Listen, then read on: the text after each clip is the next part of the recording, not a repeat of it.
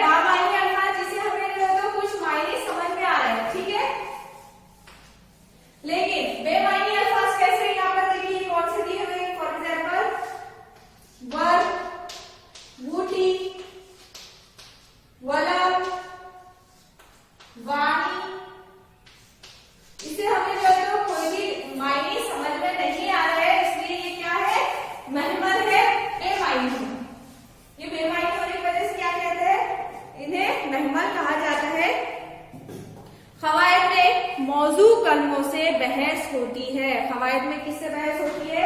जो मौजू कलमे होते हैं। मौजू कलमे कौन से? जिससे मायने समझ में आए, घर, रोटी, कपड़ा, कलम वगैरह ऐसे अल्फाज, ऐसे मौजू जिसके मायने समझ में आते हैं, कवायद में उन्हीं से बहस होती है।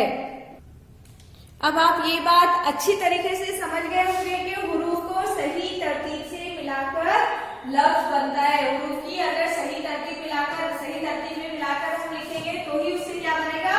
लफ्ज बनेगा। यहाँ पर कुछ और दो एग्जाम्पल दी हुई है। देखिए यहाँ पर पहले कॉलम में मौजू में नून, खाफ, लाम, ये मिलकर क्या बना? नकल। ठीक है। उसके बाद खाफ, लाम, मीम, ये क्या है? ये तीनों मिलाकर क्या बना? कलम। तो इन दोनों ही अल्फाज से हमें जो है तो मायने उसके समझ में आते हैं। उसी तरह महमल में हमने क्या किया? सेम इन्हीं अल्फाज की हमने क्या की? यहाँ पर तरतीब बदल दी। देखिए यहाँ पे पहले हमने लाम लिए, फिर नून, फिर खाफ, इन तीनों अल्फाज से मिलकर क्या बना? लरफ। और यहाँ पर दूसरे एग्जाम्पल में वहां पर हमने कलम लिखे, लेकिन उसके अल्फाज की हमने यही अल्फाज की तरतीब हमने क्या की? महमल में तब्दील कर दिए। तो लाम, खाफ, मीम क्या बन गया? लकम। इन दोनों अल्फाज से जो है तो हमें कुछ भी मायने समझ में नहीं आ रहे हैं। ठीक है। कॉलम ए के तहत दिए गए अल्फाज क्या है? बा मायने है। ये इसमें इस कॉलम में जो है तो जो अल्फाज दिए गए ये कैसे है? बा मायने है। और इस कॉलम में, कॉलम बी में जो दिए ये क्या है? बेमायनी अल्फाज है। ठीक है, समझ में आ गया? ये अल्फाज कैसे? मौजू के अल्फाज बामायनी है और महमल के अल्फाज बेमायनी है। वैसे दोनों ही हुर्फ का मजमुआ है, लेकिन एक के हुर्फ कैसे है? तरतीब के साथ है। ये दोनों भी कॉलम में क्या है? ये हुर्फ का मजमुआ है, लेकिन इसमें एक कॉलम में जो है तो हुर्फ को क्या है? बा तरतीब यानी तरतीब के साथ लिखा गया है, और इसमें जो है तो हुर्फ को बेतरतीब लिखा गया है। इसमें क्या किया? तरतीब के साथ लिखे, और इसमें तरतीब के साथ नहीं लिखे गए, तरतीब लिखे गए। फर्क सिर्फ इतना है। दोनों ही जो है तो क्या है? हुरूफों का मजमुआ है, लेकिन एक कॉलम में जो है तो हमने क्या किया? हुरूफों को तरतीब के साथ लिखे और दूसरे में बेतरतीब लिखे हैं। तो इन मिसालों से आपको अच्छी तरीके से समझ में आ गया होगा कि जो कलमा बामायनी होता है, तरतीब में लिखा होता है, वो मौजू कहलाता है, और जो कलमा बेमायनी होता है, जिसके हुरूफ बेतरतीब लिखे जाते हैं, वो महमल कहलाता है। उसके बाद एक बात हमेशा याद रखिए कि लफ्ज दो या दो से ज्यादा हुरूफ से मिलकर ही बनता है। लफ्ज किससे बनता है? दो या दो से ज्यादा हुरूफ से मिलकर बनता है, और लफ्ज की तश्कील के लिए कम अज कम दो हुरूफ जरूरी है। यानी अगर हमें कोई लफ्ज बनाना है तो उसकी तश्कील के लिए कितने हुरूफ जरूरी है? कम से कम दो। ठीक है। फॉर एग्जाम्पल घर, पर, दिल, नल, चल, हल, ये ऐसे अल्फाज है जिसमें कम से कम कितने हुरूफ का इस्तेमाल किया गया है? दो हुरूफ का। यानी किसी लफ्ज को अगर बनाना है तो कम से कम जो है तो हमें कितने हुरूफ की जरूरत है? दो। और इसके अलावा जो है तो इससे ज्यादा हुरूफ हो सकते हैं, जैसे 5 या 7 हुरूफ हो सकते हैं। फॉर एग्जाम्पल देखिए यहाँ पर लड़की, बेटी, बकरी, घोड़ा, हाथी, ये जो तो दो हुरूफ से ज्यादा हुरूफों से मिलकर बने हुए लफ्ज है। फॉर एग्जाम्पल लड़की में कितने हैं? लाम, रे, काफ, छोटी है, कितने हो गए? 4। बेटी में बे, रे, ते, छोटी है, कितने हो गए? 4। बकरी में बे, काफ, रे, छोटी है, कितने हो गए? 4। घोड़ा में घो, गाँव, रे, अली, 1 2 3 4। ठीक है। हाथी, रे, अली, थ और छोटिया, कितने हो गए? 4। है ना? इस तरह कम से कम अगर कोई लफ्ज बनाना है तो किसी लफ्ज को बनाने के लिए कम से कम दो हुरूफ जरूरी है, और उसके अलावा जो है तो दो हुरूफ से ज्यादा भी उसमें अल्फाजों का इस्तेमाल किया जा सकता है। इंसान के मुंह से निकलने वाली हर आवाज लफ्ज होती है, चाहे वो बामायनी हो या बेमायनी। यानी बोलते हो। इंसान के मुंह से जितनी भी आवाजें निकलती है, चाहे उसका हमें मतलब समझ में आए या ना आए, लेकिन वो क्या है, हर आवाज क्या है, लफ्ज होती है। अब यहाँ पर एक जुमला देखेंगे फॉर एग्जाम्पल। सबसे पहला क्या है यहाँ पर, सड़क पर कारें कारें दौड़ रही है। कितने उर्फ है यहाँ पर, सड़क 1, पर 2, कारें 3, दौड़ 4, रही 5 है 6। कितने उर्फ से मिलकर बना है ये, कितने लफ्जों से मिलकर बना है ये जुमला, 6 लफ्जों से। ठीक है, यहाँ कितने अल्फाज है, 6 है। और ये सभी अल्फाज 2 या 2 से ज्यादा हुरूफ से मिलकर बने हैं और सभी अल्फाज बामायनी हैं। ये तमाम हुरूफ 2 या 2 से ज्यादा अल्फाजों से मिलकर बने हैं और तमाम हुरूफ कैसे है, बामायनी है। जैसे सड़क में कितने, सीन रे का, कितने हुरूफ है, 3, पर में 2, कार में काफ अलीफ रे छोटी है। समझ में आ गया आपके? तो इस तरह ये तमाम हुरूफ 2 या 2 से ज्यादा हुरूफ से मिलकर बने हैं। वहीं पर हम जो है तो दूसरी एग्जाम्पल देखेंगे। आज अमजद साहब घर पर ठहरे हुए हैं। ठीक है, ये सेकेंड एग्जाम्पल।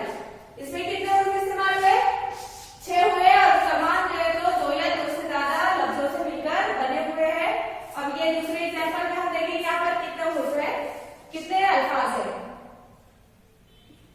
1 आज अमजद, 2 साहब, 3 घर, 4 पर, 5 ठहरे, 6 हुए, 7 है 8। यानी ये जुमला कितने लफ्जों से मिलकर बना हुआ है,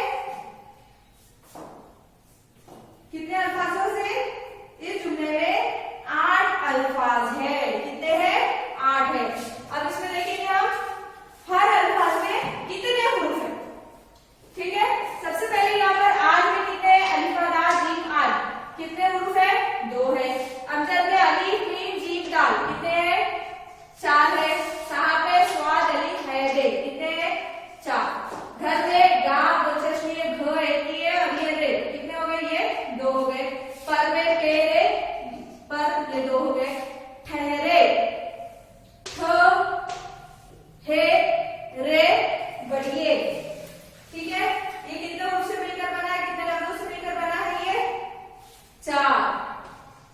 अब उसके बाद आता है हुए, हे वाव, और इसमें सिर्फ कितने हुरूफ है, सिर्फ 3 है। पूछो क्यों, क्योंकि इसमें हमजा का इस्तेमाल किया गया है जो हुरूफे तहजीब में नहीं मगर हुरूफ का दर्जा रखता है।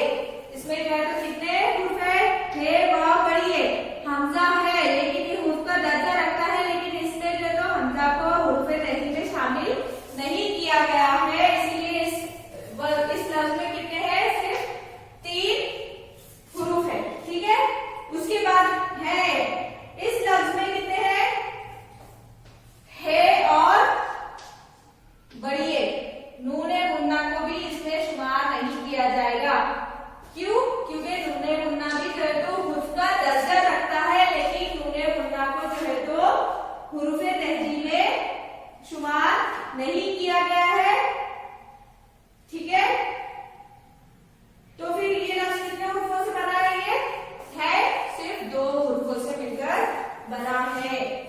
और जो इस जगह पर गैर मौजू, और अगर हम जो है तो नूने मुन्ना नहीं लगाएंगे, यहाँ पर अगर हम इस है में नूने मुन्ना नहीं लगाएंगे तो लफ्ज क्या हो जाएगा, है बन जाएगा, जो इस सेंटेंस के, इस जुमले के हिसाब से जो है तो क्या है, गैर मुनासिब है, गैर मौजू है। मुख्तसरन के लिए हमजा, नूने मुन्ना और 2 चश्मी है भी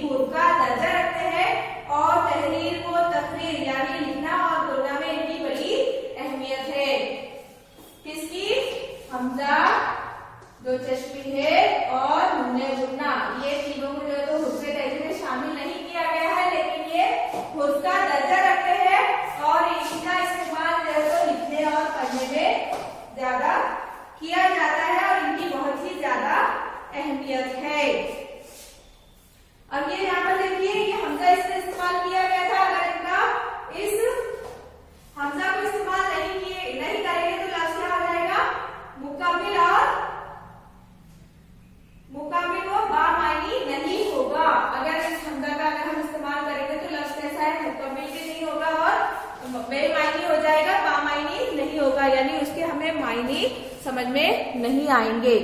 तो इस तरह हमजा, नूने मुन्ना और दो चश्मे है की क्या है, बहुत ही ज्यादा अहमियत है। अब हम देखेंगे हुरूफ की दुरुस्त तरतीब।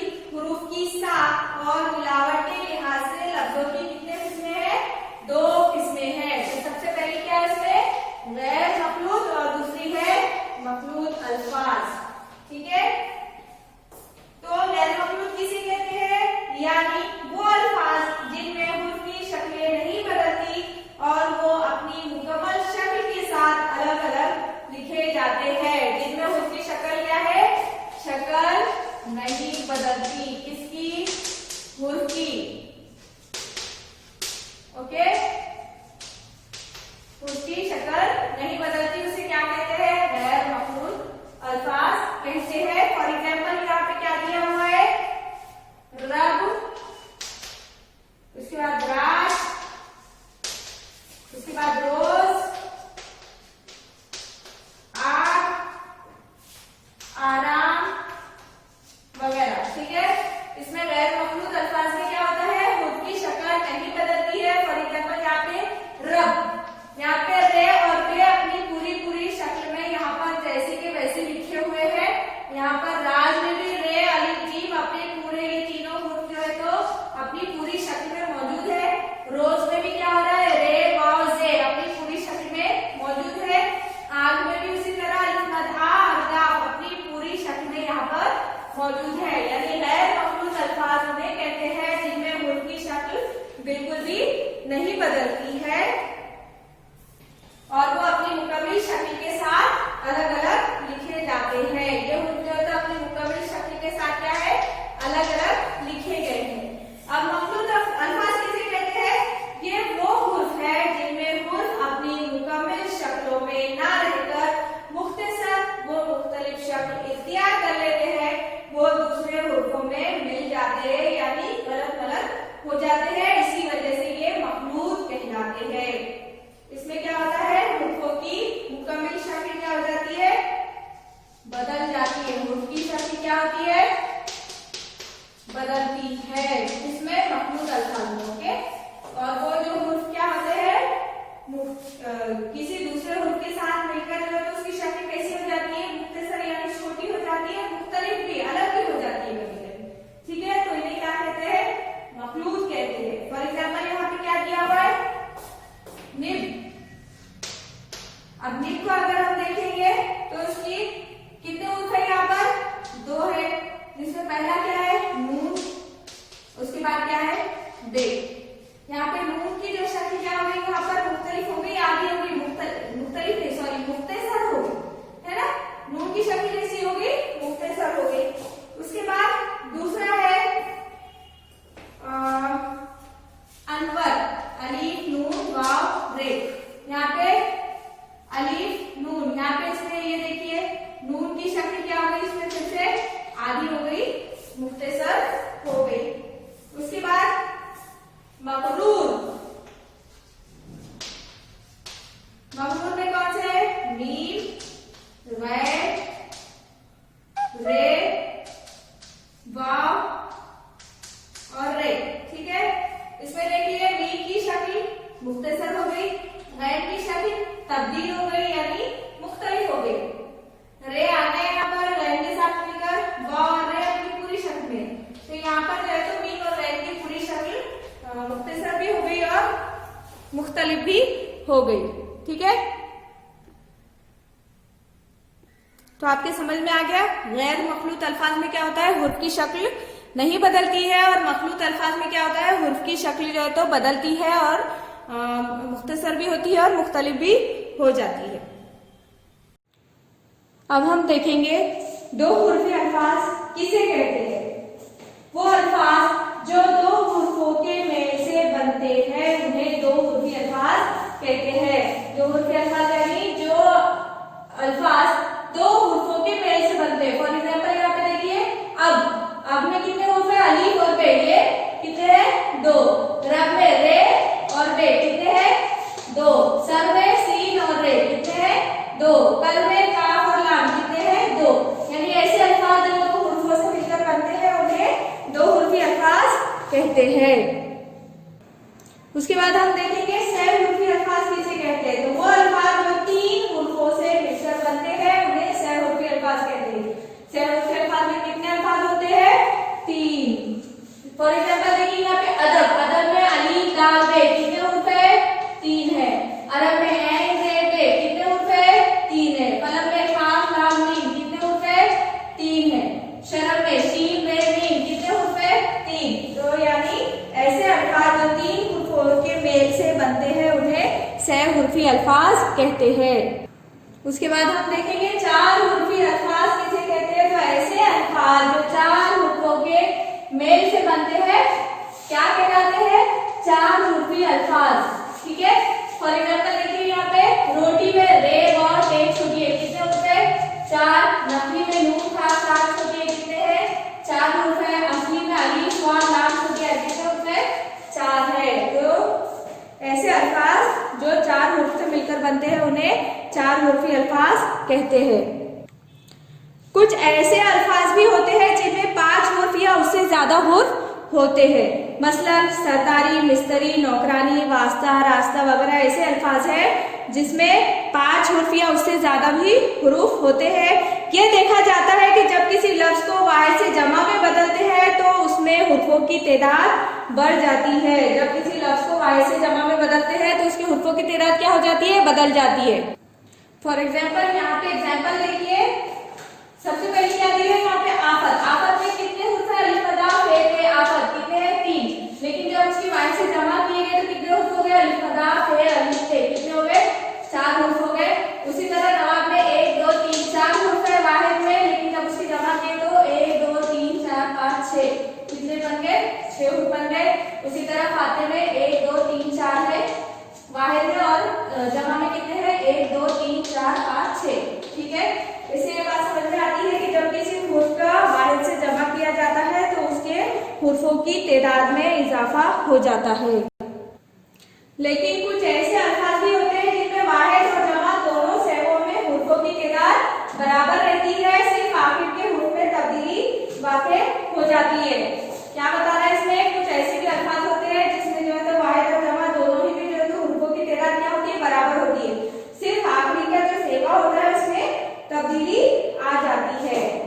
आखिरी के हुर्फ में तब्दीली आ जाती है। फॉर एग्जाम्पल देखिए यहाँ पर दरवाजा दाल रे वाव अलिफ रे है कितने हुर्फ है? 1 2 3 4 5 6। यहाँ पे 6 उसकी जमा किए तो 1 2 3 4 5 6। यहाँ पे भी जमा में भी वाहिद में भी 6 हुर्फ है और जमा में भी 6 हुर्फ है। सिर्फ उसका जो आखिरी का जो सेगा है हे की जगह यहाँ पर बलिए ने ले लिया। ठीक है। आखिरी का जो हुर्फ है वो यहाँ पर तब्दील हो गया। ठीक है। उसके बाद लड़का 1 2 3 4 लड़का लफ्ज में कितने हैं? 4 हुर्फ है। जब उसकी जमा किए तो उसके भी कितने हैं? 1 2 3 4। सिर्फ उसका जो आखिर का जो अलीफ था वो किसमें बदल गया? बलिए में बदल गया। ठीक है। आखिरी हुर्फ बदल गया लेकिन हुर्फों की तादाद कितनी है? एक जैसी है। उसी तरह से बेटा में भी 4 हुर्फ है और बेटे में भी 4 हुर्फ है, लेकिन सिर्फ जो आखिर का जो अलीफ है किसमें बदल गया? वो बलिए में बदल गया। आखिरी हुर्फ तब्दील हो गया। उसी तरह जलवे में भी 1 2 3 4 है और इधर जलवा में भी 4 है वाहिद में उसकी जमा किए जलवे 1 2 3 4, लेकिन सिर्फ क्या बदला? इसका आखिरी का हुर्फ तब्दील हो गया। ठीक है। उसी तरह इससे ये बात समझ में आती है कि कुछ ऐसे भी अल्फाज होते हैं जिनमें वाहिद और जमा दोनों में क्या होती है? हुर्फों की तादाद बराबर रहती है, सिर्फ आखिरी के हुर्फ में तब्दीली वाक़े होती है।